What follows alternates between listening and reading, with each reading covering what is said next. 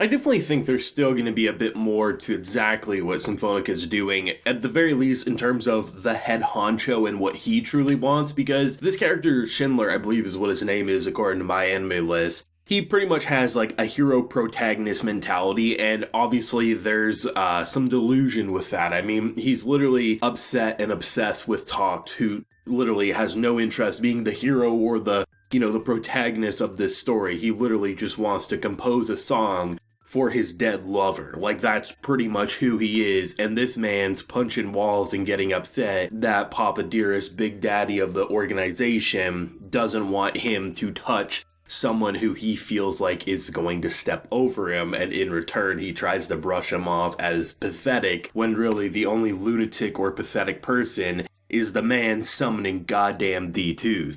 Though I'm surprised they revealed it as early as they did, because this type of revelation, like Hell as a character being the kind of like the magnet and kind of like the song to bring them all and awaken even the deepest of sleepers of D2s, I mean, that's kind of surprising because I thought it was more of like an item they had rather than a music heart. But I think given what we've seen about the mechanics of this world, it makes a lot more sense that one of the music hearts are the reason, if not maybe multiple of them, are the reason why things are being summoned. Though I do like that they revealed it here, because now we have essentially 5 episodes to have that in our forefront, because I thought the direction they were going is once they reach the location, this would be revealed, because it's been a pretty common thought process that Symphonica is clearly summoning the D2s or creating the D2s. It's going to be one or the other, and just because it goes in a predictable direction doesn't make it bad. I think the thing that makes a show like Talk Up Destiny such a compelling show is watching the 3 central leads in terms of growing and developing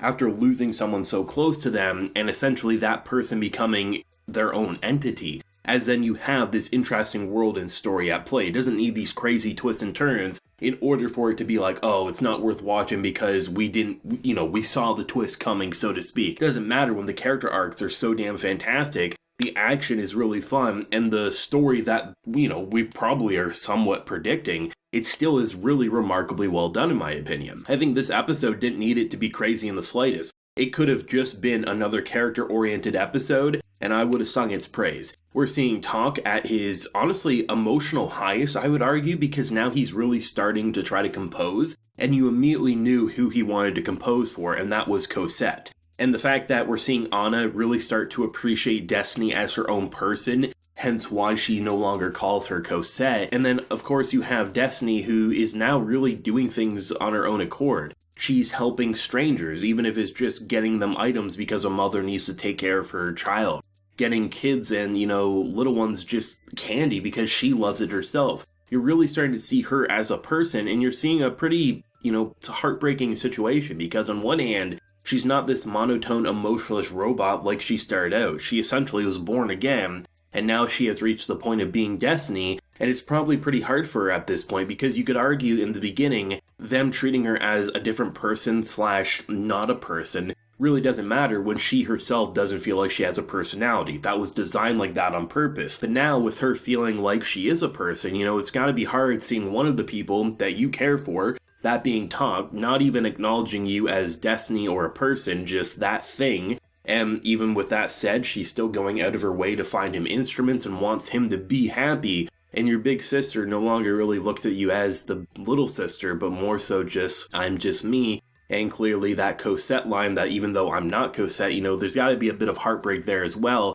as they're all trying to situate themselves to finally, overcoming that grief while still having that lingering question, is Cosette still there? And if she is, what would they want to do? Because I highly doubt they're going to go the route of sharing the same body, having both Cosette and Destiny live in harmony. Maybe they will, but I have a feeling that it will be a one or the other, or they'll just commit to the fact that Destiny is there and Destiny's there to stay. But either way, you can kind of get a real sense of emotional attachment there, and you're really getting a sense of all the characters are changing in pretty genuine ways. As then you have the kind of like Symphonica story in the D2s, and I mean, really for the past couple episodes, there wasn't really that much focus on the action side of things, but just the character side. So, there's going to be portions that will say, oh, it's a little boring, not much happening, this is just a setup episode. But no, these are crucially the most important episodes because it characterizes them and really sets the stakes as being more, because if you didn't have episodes like these or last week, if a character ends up dying, while you might like their initial personality, you're not going to be emotionally devastated. But at this point, if either Takt or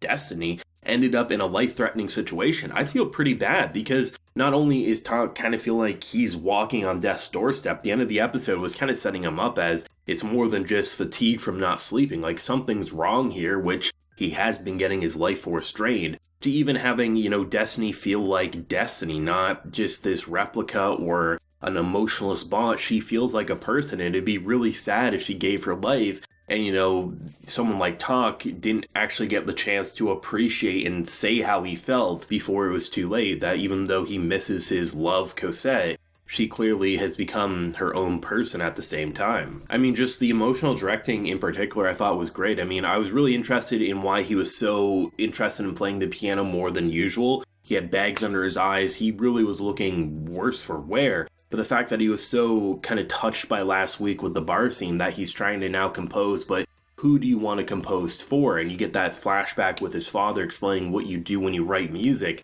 You immediately knew it was going to be for Cosette, but I was curious to see how he would, or how they would necessarily direct it, because he was kind of playing and he knows where the keys are. But I was wondering if he would have any sort of instrument. So when they did bring out, it's not the greatest thing ever, but it's still better than banging on the table. It was really nice. And then to escalate into the Symphonica stuff, I mean, I like how they pretty much start the episode off with this man pretty much getting shot down, leave Takt alone. He's special, he's powerful, and you immediately knew with a personality like his, he was going to not listen to the chain of command and would take matters into his own hands. Though we did get a little taste of Lenny and Titan in this episode, and I'm curious because they're going to the location that Takt's at. So I'm curious, is it because they realize something's bad's about to happen to them, they're going to intervene, or are they going to be part of the reason bad things happen? I mean, I'm still trusting in my boy Lenny, but with everything going on with this organization, it's hard not to have a layer of distrust over anyone involved with it, even if some are saying don't hurt Takt or clearly have a friendship with him. I'm actually really happy though that they did kind of reveal the summoning of the D2s as early as they did, because now with essentially,